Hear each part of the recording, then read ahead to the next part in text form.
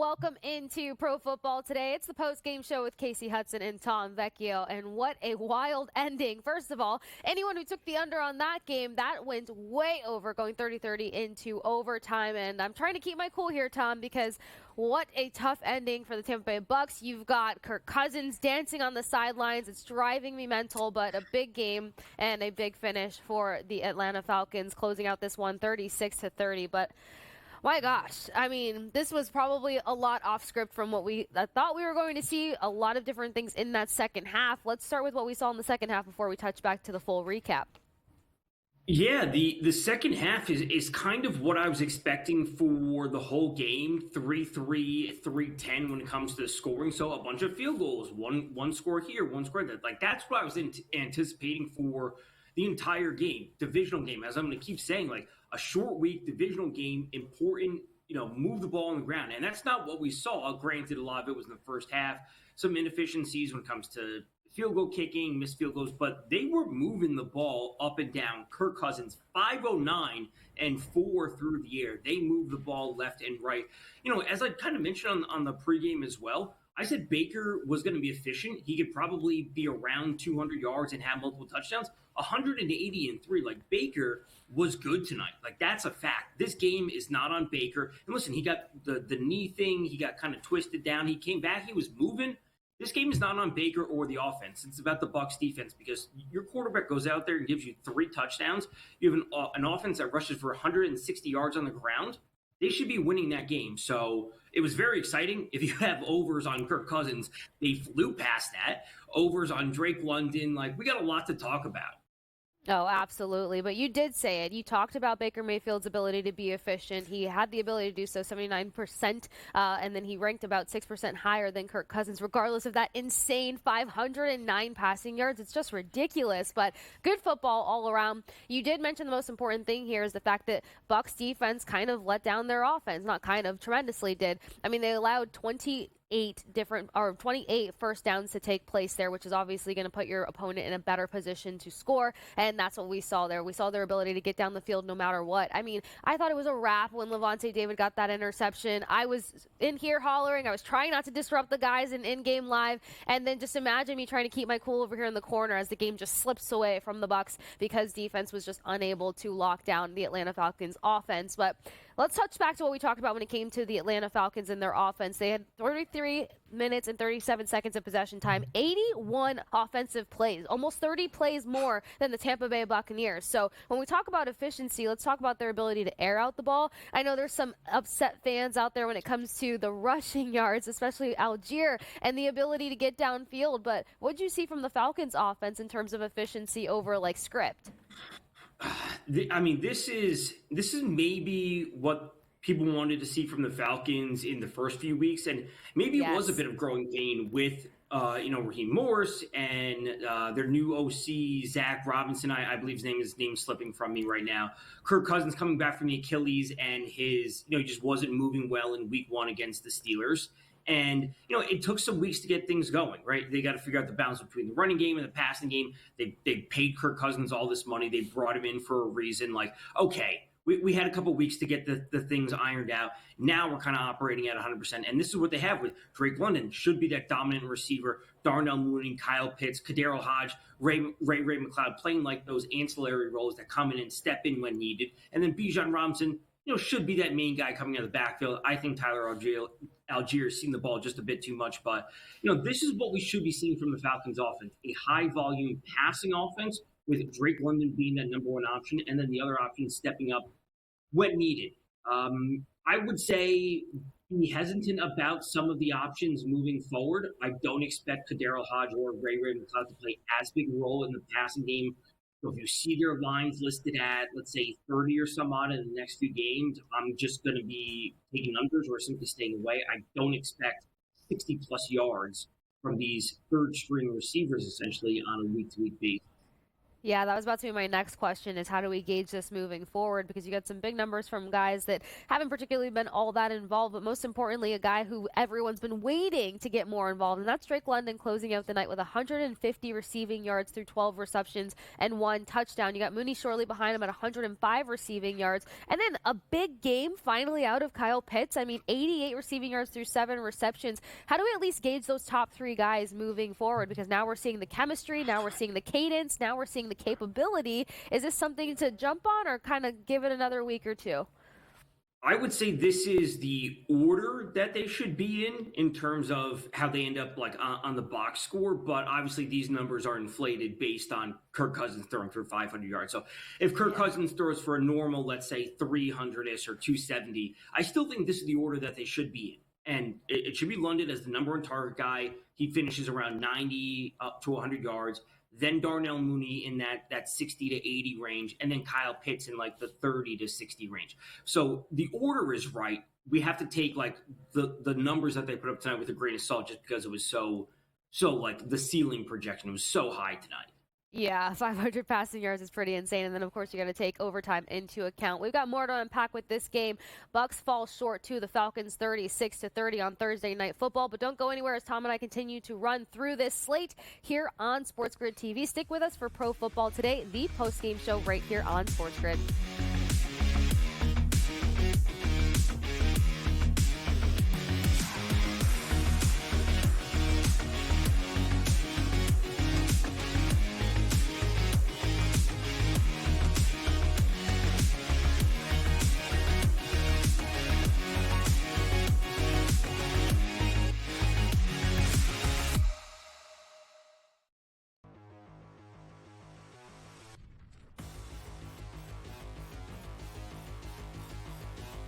Let's move to the quarterback position where Jaden Daniels is priced at 8,200. There's 3 quarterbacks above him, and everyone can pretty much guess who they are. Well, actually, I don't know. Maybe the third one might fall off the tip of people's tongue, but it's Josh Allen and Lamar Jackson at the top. These guys control all the scoring in their offense, so it makes a lot of sense to look at them and say, okay, well, this is prime matchup, marquee matchup. You know, Josh Allen, especially, you can run him by himself because you just don't know where the football's going. And that's a good thing for Josh Allen. I think you've seen him play much better when he's just in control of the offense and not thinking about, oh, I need to get the football to this person. And it seems like a different version of Josh Allen. And that MVP number has moved considerably in his favor. I want to keep pivoting down, though. Kyler Murray and Jaden Daniels are going to come back to this matchup. When you have matchups, the total is above 50. That's where you want to be investing in your quarterbacks. And Kyler Murray, Jaden Daniels, both have rushing equity, both have touchdown equity, both control all the scoring in their offense. So rather than go up to the Lamars and Josh Allens of the world, I think it's probably a smarter pivot to look downward to the Daniels, to the Murrays, and see if you can get those guys in and save yourself $1,000 and potentially spend that and spread that around the rest of your lineup. I think that's a better practice. And if you want to go even further, Justin Fields. He's a top 10 quarterback this week on Fantasy Pros for the rankings and the expert consensus ranks. At 6,800, you can pair him with Pickens, or you could put it with Najee Harris, either one of those two ways. And I think you're in a really good spot potentially. So that's another good pivot point where this week I think you can fade the top of the quarterback position in favor of some of those bigger guys at running back and wide receiver. I'd rather have Chase, I'd rather have Barkley, and then make do with Daniels or Fields. I think that's a much better path to victory this week.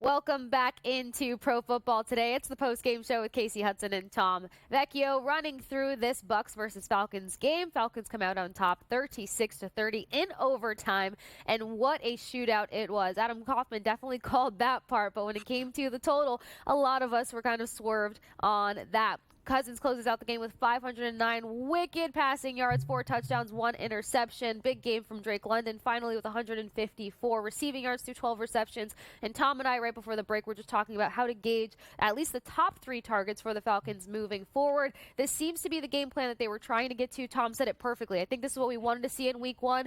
Probably took some time to work through the kinks to get here. Got to gauge accordingly moving forward. But let's flip over to the Bucs offense. You got a Baker Mayfield that was very efficient, as you put it, Tom. 180 passing yards, 3 touchdowns, clean slate when it came to turnovers, 0 interceptions. Rashad White came to life on some big plays. Through 10 carries, had 72 ground yards, but it was Chris Godwin that topped the wide receiving group with 64 receiving yards, 5 receptions, which was so close to hitting his over in receptions. Tom, what do we see from the Bucs offense? It just had no help, or not much help from their defense. I don't want to disrespect Levante David and company. Right. I would say, again, we have to take this with a grain of salt because, as I said, Baker, he was 19 of 24 is good. 19 of 24 with 3 touchdowns. Godwin doing his thing. Mike Evans doing his thing. I'm looking at this. I'm seeing Bucky Irving with 44 and on the ground, 12 in the air. So he's got 66 combined yards. Rashad White at 72. So we have 2 running backs that have 50-plus yard potential on a week-to-week basis. As we've talked about before, this is what I think it should be. It's not just like a 1 and a 2 in terms of the roles. It's like a 1A and a 1B where we're going to see legit production from Bucky Irving, and that's where we see him in the red zone. He's going to be involved. Next week they play the Saints. I'm going to be on Chris Godwin for a touchdown. He's going to be this involved in the offense. We're going to still look for him for a touchdown. Star wide receivers can't be this involved in an offense, have this high of a target share, and not score. So I'm going to look to Chris Godwin. Mike Evans, we know his history with the Saints going back as many years as possible. He's always a possibility to score. So I won't be looking at it as a first play. It will certainly be Godwin just because I don't want to say the term I think he's due, but that's ultimately what it is. His reception rate is too high for his touchdown rate not to be at a somewhat equivalent level. So it's a Godwin week next time. No, I'm right there with you on that one, and I'm just going to mentally put it this way. I convinced myself that if it wasn't for the Bucky Irving turnover, that once they got into the red zone, that was going to be Chris Godwin's touchdown. I felt that in my soul. So technically, it was there. It was meant to happen, Tom. It was stripped away from us by the drop. But I don't want to give Irving any crap. He really felt that one when he got to the sideline. As for Mike Evans versus the Saints, well, maybe look at the yardage props there because he tends to take off no matter what the matchups are when it comes to that rivalry versus the Saints. But I'm right there with you. Also, to point this out, and then Adam Kaufman mentioned it in the pregame show on Pro Football today, K-Dotton hitting 44 receiving yards through 3 receptions. He has been getting more involved. They are trusting him more. He's not dropping those passes. That was just kind of the wonky relationship that was taking place. But it's time for the confidence to kick in, and it is finally showing. They were down to a lot of third-string guys in defense, so hopefully the injury report next week comes out a little bit more favorable so that the Bucs can continue to compete. But overall, I mean, you couldn't ask for a better football game on a Thursday night, at least what the typical Thursday night football script has tended to be. Any final thoughts on this matchup, Tom? No, the defense, as much as we like to say a short week can impact things, defense being down to third stringers, the offenses are fully healthy. Maybe that's something you just gotta key in on a little bit more. Oh, hey, the offenses are fully healthy. The defenses are not. We should be expecting more points than usual. So just something to kind of keep an eye on. If the offenses are ready to go, they can pick apart third string defenses, which is what we saw tonight. So Absolutely. Just another mental note. Yeah, definitely something to keep in mind because, of course, like I said, we don't know what to expect from these injury reports as we move forward. So that's something that's going to help bettors at least properly come in on the right angle. So Bucs fall short. Falcons take it in overtime, 36-30. We got a Sunday slate to look ahead to, and that's probably going to start with the 9:30 game. We've got an early one in London, the legendary Wembley Stadium, which is probably one of the best places to play any sport. But of course, it'll be nice to see them bring the NFL to Wembley Stadium. Jets taking on the Vikings, and we've just seen Sam Darnold just be dominant. I mean, passing touchdowns, he's hit 2+ through 4 games, and then he's had the ability to carry out the yardage, air out the ball. But how do you not do that with Justin Jefferson on the receiving end? And then you got Aaron Jones, who just continues to be so dominant on the ground. What do you like about this matchup, 9:30 a.m. on Sunday? Yeah, nice and early start. A part of me wants to have a see Sam Darnold have a big game and like want to buy into the revenge narrative, and this is what we've seen with a lot of players that they just need to find the right system. That didn't work out in for the Jets, it didn't work out in the Panthers for Sam Darnold. He finds the right system and he's thriving right now. 217.5 is his passing prop, and I gotta say I love the over. He has been great, and like I think he wants to go out there and like flex the offense that the Vikings have, and I don't want to say like stick it to the Jets, but it's what we want to buy into. We want to have some fun with this at times. So as much as I want to buy into his efficiency and the offense that they're running out there in Minnesota, I want to do that. I have to also say there's been a lot of coach speak about Garrett Wilson, and he's been talking about how he's not necessarily in tune with things on the offense and how his route tree is a little bit different this year compared to where it was. He's sitting at plus 195 for a touchdown. Breece Hall is sitting at plus 110. Again, I'm going to buy into wide receivers, especially wide receivers, not necessarily running backs, but wide receivers that are the main target share player for their team, and they have great odds. And that's what we have with Garrett Wilson at plus 195 for a touchdown. So we may not see a ton of points in this game, but I'm a wide receiver one at plus 195. I'm never going to pass that up.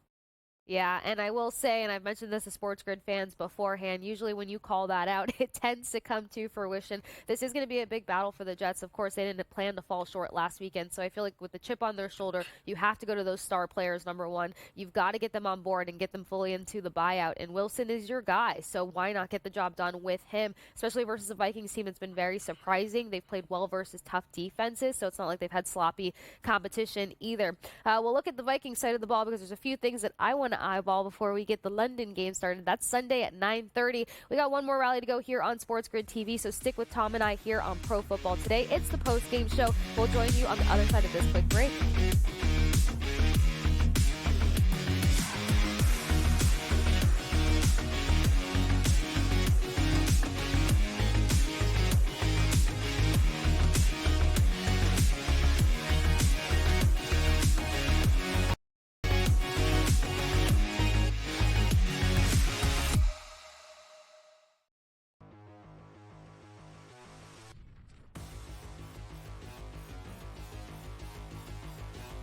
Let's move to the quarterback position where Jaden Daniels is priced at 8,200. There's three quarterbacks above him, and everyone can pretty much guess who they are. Well, actually, I don't know. Maybe the third one might fall off the tip of people's tongue, but it's Josh Allen and Lamar Jackson at the top.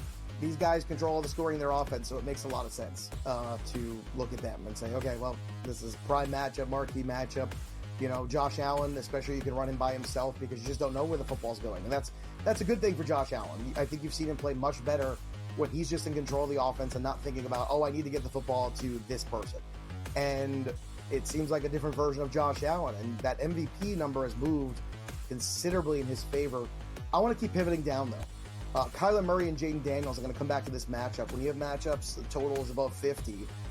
That's where you want to be investing in your quarterbacks. And Kyler Murray, Jaden Daniels, both have rushing equity, both have touchdown equity, both control all the scoring in their offense. So rather than go up to the Lamars and Josh Allens of the world, I think it's probably a smarter pivot to look downward to the Daniels, to the Murrays, and see if you can get those guys in and save yourself $1,000 and potentially spend that and spread that around the rest of your lineup. I think that's a better practice. And if you want to go even further, Justin Fields, he's a top 10 quarterback this week on Fantasy Pros for the rankings and the expert consensus ranks. At 6,800, you can pair him with Pickens, or you could put him with Najee Harris, either one of those two ways. And I think you're in a really good spot potentially. So that's another good pivot point where this week, I think you can fade the top of the quarterback position in favor of some of those bigger guys at running back and wide receiver. I'd rather have Chase, I'd rather have Barkley, and then make do with Daniels or Fields. I think that's a much better path to victory this week.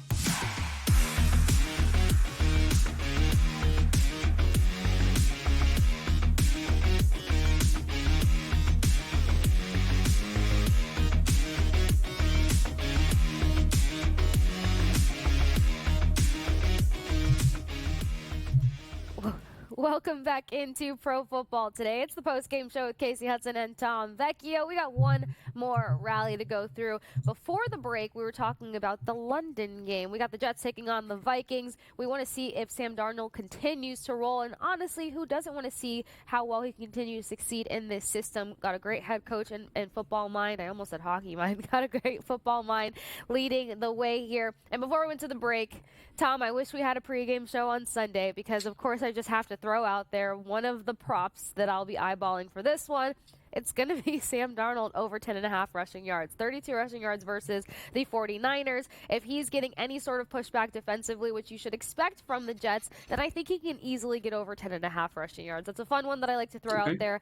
Guys gave me crap for it earlier because I always like to find a way to have the quarterbacks use their legs, but why not? It always just adds some perks to it. So that was just the one that I was going to throw into the mix of what you broke down before we went to the break. Is this a crazy one or not? No, the Jets can bring plenty of pressure on defense, forces him out of pocket. He has to move. So, yeah, I see nothing wrong with that. I mean, it happened with Baker tonight. And granted, Baker, like I said, he got his knee twisted, but he was fine. He was moving. He was. He likes to get his sliding moments, that's for sure, for Baker Mayfield. So, and then 15 rushing yards last game. The only game that he had 0 rushing yards was the game prior to that. So moving forward, we have a couple big games coming up this Sunday. Bills versus Texans is one that I definitely want to check out. We've got the Texans who they've pulled off wins, but they've had their struggles, that's for sure. But they've gotten a lot of injuries as well. So their key players or their key weapons have kind of shifted a bit. And then you got a Bills team that wants to get back in the W column. Regardless of some of their bang-ups, they still probably have the most healthy roster almost in comparison. So what do you see in this matchup? We spoke about this game on Sunday night, and the Bills were, I think they were plus 1.5 at the time, and they were plus 112 or so on the money line. And I said, this is going to be the spot that everyone loves the Bills because we rarely get the Bills at plus money. Granted, they just lost to the Ravens that, they were plus points there. But now this is minus 1.5 for the Bills and minus 110. This is a huge AFC matchup game. I'm going to be on the Bills. I should say I am on the Bills. As we spoke on Sunday night, I took the points with the Bills. Khalil Shakir, that's the key piece for the Bills I want to touch in on, whether or not he's good to go for them and their receiving core. If he's out, certainly looking to Curtis Samuel potentially as a bit of a longer shot. For the Texans, Tank Dell is back at practice. That could be a good sign for their offense overall. Joe Mixon did not practice again, waiting on his status along with Damian Pierce. So we need to see if they will be active. If not, it'll be Cam Akers yet again, Dario Gumbawale, and of course, Stephon Diggs going up against his former team. I have Diggs for a touchdown. I want to see him get in the end zone against the Bills. I would love to see that for Diggs, just for the narrative, of course. But so, yeah, big game between the Bills and the Texans. We did touch on that in the previous post game. But moving to another big game, we've got the Ravens versus the Bengals. Ravens look like their team is starting to come together. And can they be consistent and continue to roll versus a Bengals team that has a lot to prove right now? I think so. I'm pretty sure this game opened up at 50.5 or 49.5. It's down to 48.5. Got to be Lamar over 204 passing yards. Listen, this Bengals defense just got torn apart in the past 2 weeks. Maybe not so much last week against the Panthers. Andy Dalton still went for 220. 2 weeks ago, Jaden Daniels went crazy against the Bengals. This is a spot that Lamar has to be able to put it together. And maybe it's not just passing. Maybe it's passing plus rushing. I'll have to double check on that. But this is a game that the Ravens offense should be able to put up some points. As we said, a couple slow weeks from them. It happens. Some weird finishes, game against Kansas City, likely steps out on the end line. But this is their offense rounding into form. Derrick Henry on the ground, move the ball in the air. Maybe not be massive games from Bateman or Zay Flowers or Mark Andrews, but I do think Lamar gets the over on his yardage. Yeah, definitely. 204 feels a little low, especially for the compete that typically happens between these two teams. We always usually see Lamar Jackson and Joe Burrow air out the ball and pick up some pretty massive numbers. But if it comes to the combination of passing and rushing yards, like you mentioned, that's something that could be more favorable. They would probably only add 10 or 15 more yardage to the 204. So that's something that we can definitely see Lamar hit. You guys know where I'm going with it. I'm going to look at his rushing props when those ones come all the way in. Right now, actually, it's sitting there at 53.5. So is that something that you would look towards at all? I don't normally look to just rushing for Lamar. I like the rushing plus passing because he's going to be out there, and if they're playing from behind, he's going to be forced out of the pocket. He can scramble. I think he can still get to 190-ish yards. Normally, hopefully, the game script with some points does push him over it. So a little bit of back and forth will help the game and the props. All right, well, that's a wrap for Tom, Vecchio, and myself tonight. Thank you for joining us on Pro Football Today here on SportsGrid TV, and we'll catch you guys back on Sunday.